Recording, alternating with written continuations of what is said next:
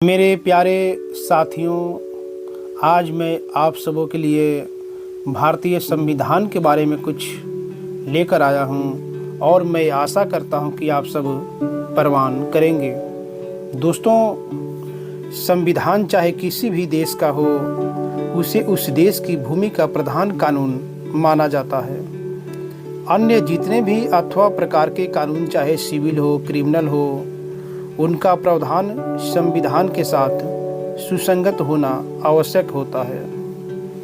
भारतवर्ष में स्वतंत्र होने के पूर्व ही 2 सितंबर 1946 को अंतरिम सरकार का गठन हुआ, जिसके प्रधानमंत्री जवाहरलाल नेहरू जी बने। Doctor B.R. अम्बेडकर ने कानून मंत्री का पद संभाला। लॉर्ड माउंटबेटन योजना के अनुसार संविधान निर्माण के लिए संविधान सभा का गठन हुआ। संविधान सभा के सदस्यों का चुनाव प्रादेशिक विधानसभाओं द्वारा हुआ। उसमें प्रिंसली स्टेटस के मनोनीत सदस्य भी थे। सर्वप्रथम डॉक्टर B.R. अम्बेडकर अविभाजित बंगाल से चुनकर संविधान सभा में आए थे। 15 अगस्त 1947 को देश स्वतंत्र हुआ और बंगाल का भी विभाजन हुआ। इस वजह से डॉक्टर B.R. अम्बेडकर का निर्वाचन क्षेत्र पूर्वी पाकिस्तान में चला गया। इसलिए बाबा साहेब डॉक्टर B.R. अम्बेडकर की सदस्यता समाप्त हो गई। फिर उनको बम्बई प्रादेशिक विधानसभा से चुना गया।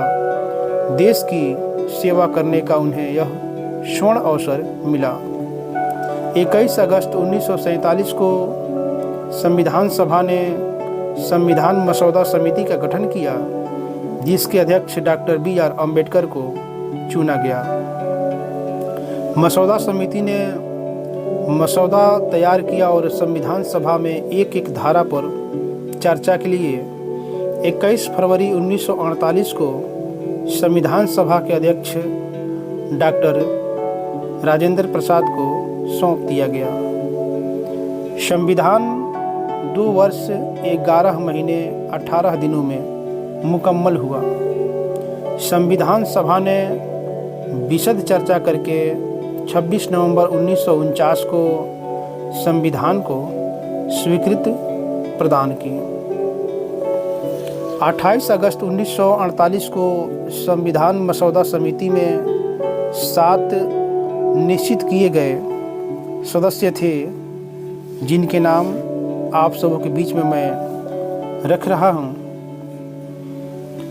प्रथम डॉक्टर B.R. अम्बेडकर अध्यक्ष, द्वितीय में माननीय अल्लादी कृष्णास्वामी अय्यर, तृतीय में डॉक्टर K.M. मुंशी, चतुर्थ में माननीय N. गोपाल स्वामी अयंगर और पंचम में माननीय सैयद मोहम्मद सदुल्लाह और छठे में माननीय B.L. मीतर और सप्तम यानी 7वें में माननीय D.P. खेतान। इस संबंध में संविधान सभा के प्रमुख सदस्य T.T. कृष्णामाचारी जी ने 5 नवंबर 1948 को अपने उद्गार व्यक्त करते हुए कहा था, महोदय, मैं सभा के उन लोगों में से एक हूँ जिन्होंने डॉक्टर B.R. अम्बेडकर को बड़े ध्यान से सुना। मैं उनके उत्साह तथा उस कार्य की मात्रा से परिचित हूँ जो उन्हें इसे संविधान का मसौदा बनाने में करना पड़ा। साथ ही साथ मेरा यह भी विश्वास है कि इस संविधान के मसौदे पर जो हमारे लिए आजकल इतना महत्व रखता है, जितना ध्यान दिया जाना चाहिए था, उतना ध्यान मसौदा समिति ने इसे नहीं दिया है। सभा को शायद यह विदित है कि उसने जो 7 सदस्य नियुक्ति किए थे, उनमें से एक ने सभा से त्यागपत्र दे दिया था और उसके स्थान पर अन्य सदस्य रखे गए थे। एक का देहांत हो गया था, किंतु उसकी जगह कोई व्यक्ति नहीं रखा गया था। एक अमेरिका में था और उसकी जगह किसी अन्य व्यक्ति द्वारा भरी गई, तथा एक और सदस्य राज कार्य में लगा हुआ था। इतने रिक्त स्थान थे, एक या दो व्यक्ति दिल्ली से दूर थे और संभवतः अस्वस्थ होने के कारण वे उपस्थित न हो सके थे।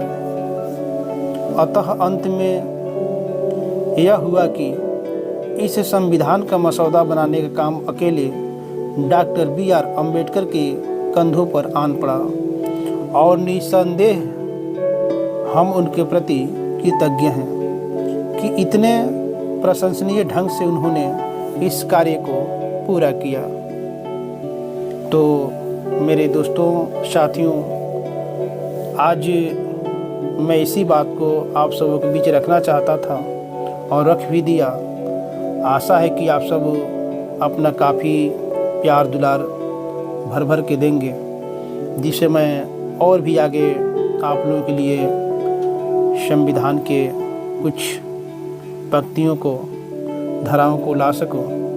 तो तब तक के लिए जय हिंद, जय भारत, जय जवान, जय किसान।